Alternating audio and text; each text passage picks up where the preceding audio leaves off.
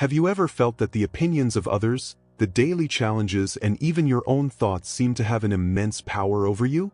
As if every criticism, every obstacle, and every doubt were uncontrollable external forces, shaping your emotions and decisions? If so, know that you are not alone.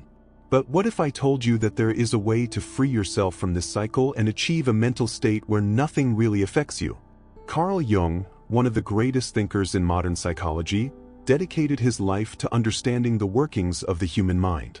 His ideas reveal how the unconscious patterns we carry influence our perception of the world and, more importantly, how we can transform this relationship to live with more balance and autonomy. In this video, we'll explore a powerful concept that can completely change the way you look at life. Let's talk about self-knowledge, psychological shadows, and how to integrate these elements so that you stop being held hostage by circumstances. After all, when you understand the true origin of your emotions and reactions, you discover that the power has always been in your hands. So, if you are looking for more clarity, more control over your emotions, and a path to a fuller life, you already know what to do. Subscribe to the channel and turn on notifications so you don't miss any content like this.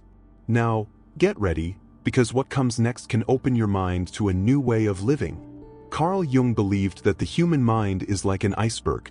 What we can see and understand represents only a small part of our psyche. Most of it, what really influences us, is hidden below the surface, in the unconscious. And it is precisely this hidden part that determines our reactions, our fears, and even the way we interpret the world around us. Think of a time in your life when you reacted intensely to something seemingly small. Maybe it was a criticism that moved you more than it should, a situation that aroused a strong emotion without a clear explanation. This is because, deep down, we don't just react to what's in front of us. We react to what is inside us. The unconscious is made up of memories, past experiences, and beliefs that we accumulate throughout life, often without realizing it. Some of these memories are so old that we don't even remember them consciously, but they continue to act as invisible filters, determining how we feel and how we respond to situations. If we don't understand this process, we become slaves to our automatic reactions. Imagine someone who grew up being told that they would never be good enough. Even without remembering these words exactly, this belief can become an unconscious pattern, causing the person to doubt themselves in any challenge. When you receive criticism at work or in a relationship, the pain comes not just from the current comment, but from the entire emotional history it carries.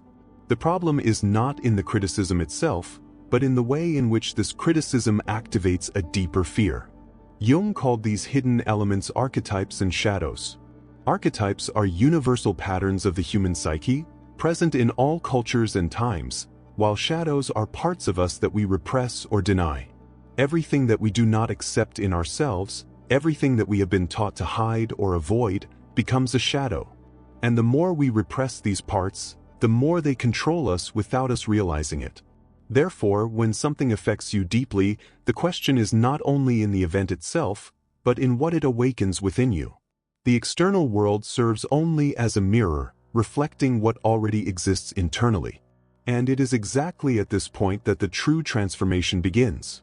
If you feel that certain situations always provoke the same reactions, if you notice that certain patterns are repeated in your life, this is no coincidence. These are signs that there is something inside you that has not yet been fully understood. Jung teaches us that as long as we do not bring these issues to consciousness, they will continue to influence us invisibly.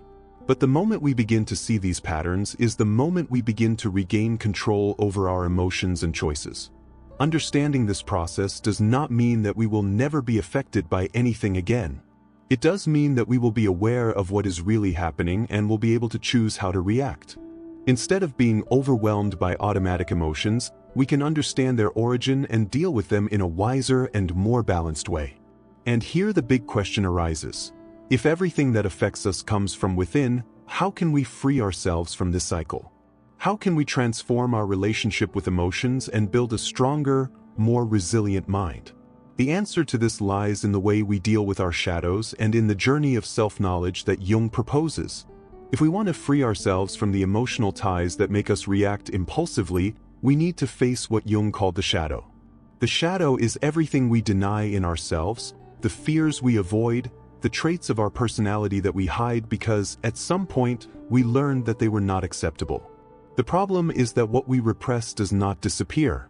On the contrary, it gains strength in the unconscious and begins to control our actions without us realizing it. Imagine someone who has been taught from a young age to always be kind and never show anger. Over time, this person may believe that feeling angry is wrong and therefore suppress any negative emotions. But this anger does not cease to exist. It only manifests itself in indirect ways, such as unexpected outbursts, resentment, or even physical problems. This is the power of the shadow. The more we deny it, the more it finds ways to express itself.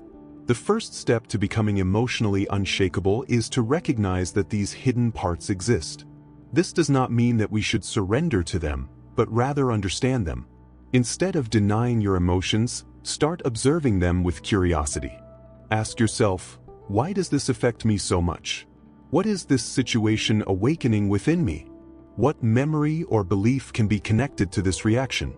Jung believed that integrating the shadow is an essential process for self-knowledge.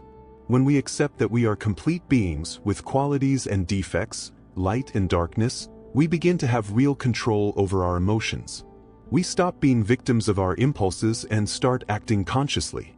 This process is not simple. Seeing one's own shadow can be uncomfortable because it forces us to confront truths that we have avoided all our lives. But the payoff is immense. People who deny their shadows live in constant internal conflict, trapped in repetitive patterns that seem impossible to break. Those who recognize and integrate these aspects, on the other hand, develop an unshakable inner peace, because they are no longer afraid of themselves. The key is to replace judgment with understanding. When you feel an intense emotion, instead of criticizing yourself for it, try to understand its origin. Every emotion brings a message. Fear may be showing you something that needs to be faced. Anger may be revealing a boundary that needs to be set. Sadness may be indicating something that needs to be healed. When we stop fighting our emotions and start listening to them, they stop controlling us and start working in our favor. Emotional freedom comes from this ability to look inward without fear. When we understand that the real enemy is never out there but inside us, we stop blaming the world for our pain and take power over our own lives. And it is at this point that Jung presents us with an even deeper idea: individuation. This is the final process of self-knowledge, where we become the most authentic and complete version of ourselves, free from the masks we use to fit into the expectations of others. But how exactly can we take this step? How can we become truly upright individuals without being influenced by external and internal pressures? The answer lies in the next step of this journey. Individuation, according to Carl Jung, is the process by which we become who we really are, free from the unconscious influences that imprison us.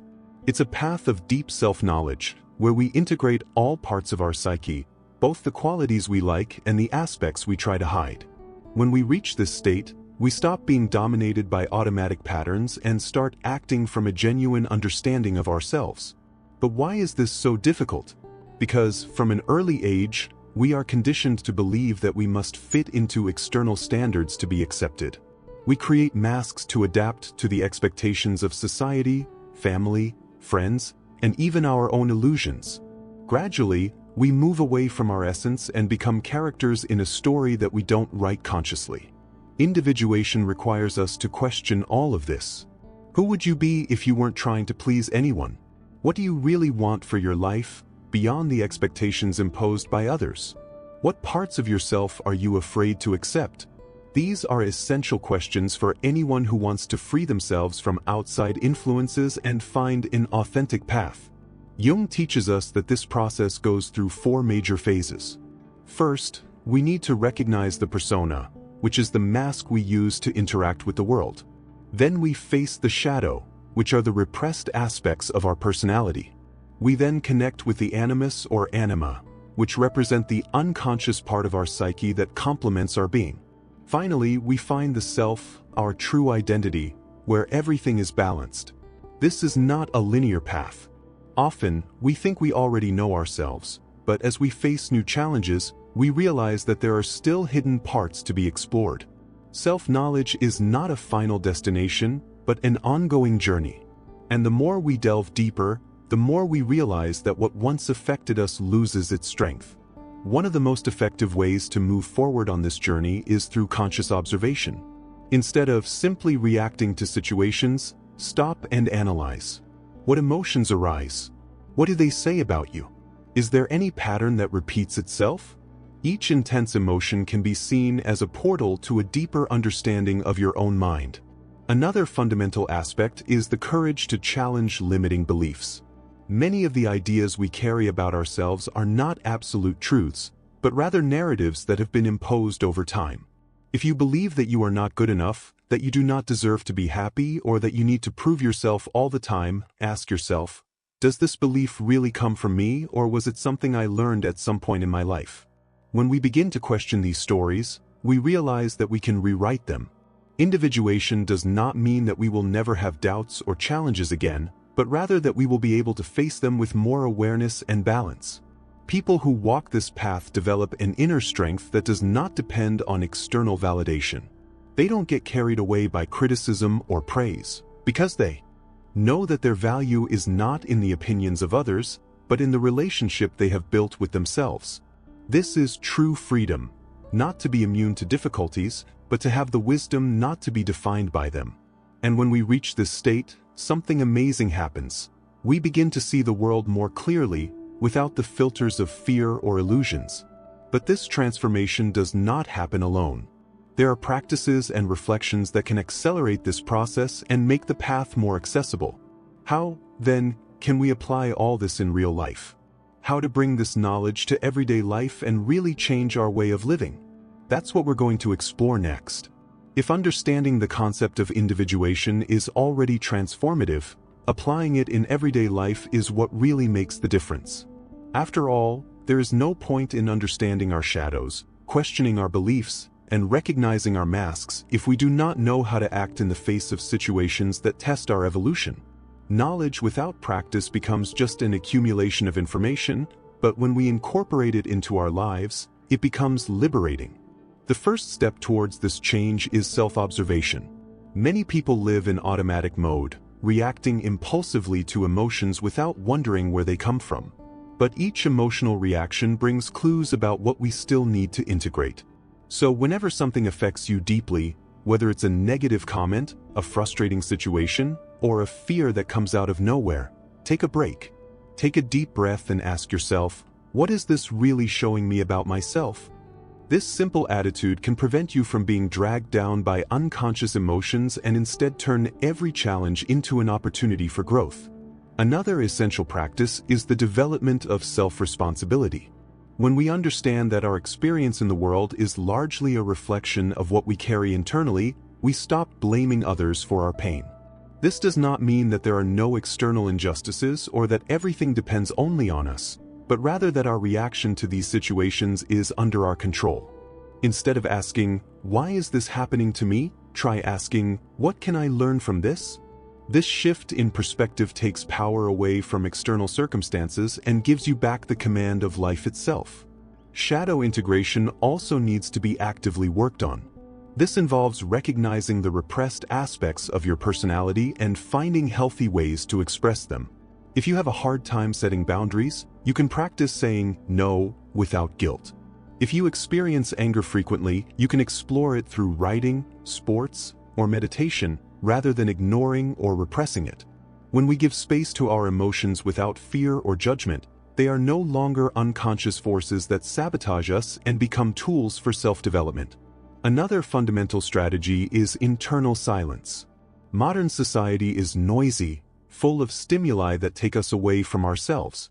Social media, too much information, outside opinions, all of these can cause us to lose connection with our essence.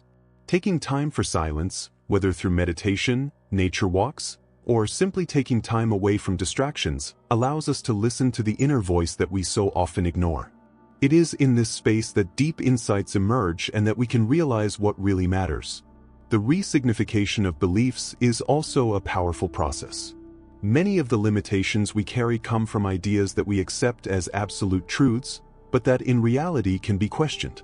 If you consider yourself someone who will always be anxious, or who can't change, ask yourself, is this belief really yours, or was it something you internalized throughout your life? The brain is malleable, and our identity is not fixed. It can be transformed as we become aware of the narratives that imprison us. Finally, the practice of authenticity is what consolidates this entire process. Living up to who you really are can be challenging because it requires letting go of the need for external approval. But each time you allow yourself to be truthful, express your opinions honestly, and follow what truly resonates with your heart, you strengthen your individuation. Being authentic doesn't mean being inflexible or ignoring others, but rather aligning your actions with your deepest values. This path is not easy, but it is deeply rewarding. When we learn to observe our emotions without being overwhelmed by them, when we take responsibility for our lives, and when we live authentically, we experience a level of freedom that few know about. And it is exactly this freedom that makes us unshakable. But there is one last element that ties all this together, and that is essential for this transformation to become definitive. Something that Carl Jung emphasized and that differentiates those who really change from the inside out.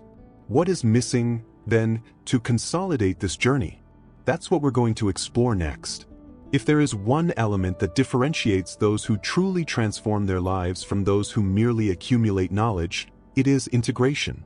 Carl Jung emphasized that self-knowledge is not just an intellectual process, but a lived experience. We can understand deep concepts about the human mind, recognize our shadows, and even change our beliefs, but if we don't bring all of this into daily practice, we will continue to be guided by the same unconscious patterns. Integration means living according to what we discover about ourselves. This requires consistency, as the human mind has a habit of returning to what is familiar, even if it harms us. Imagine someone who has spent their entire life seeing themselves as an insecure and worthless person. Even if he understands that this vision was constructed by outside influences, his body and mind can resist change. This happens because the brain prefers the known to the unknown, even when the known makes us suffer. Therefore, transformation requires genuine commitment. It's not enough to have a moment of clarity and then go back to the old patterns. It is necessary to reinforce this new way of seeing oneself and the world on a daily basis. Small rituals can help in this process.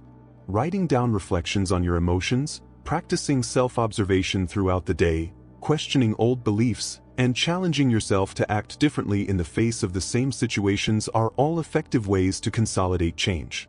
Another crucial point is patience. Many people give up on the journey of self-knowledge because they expect immediate results.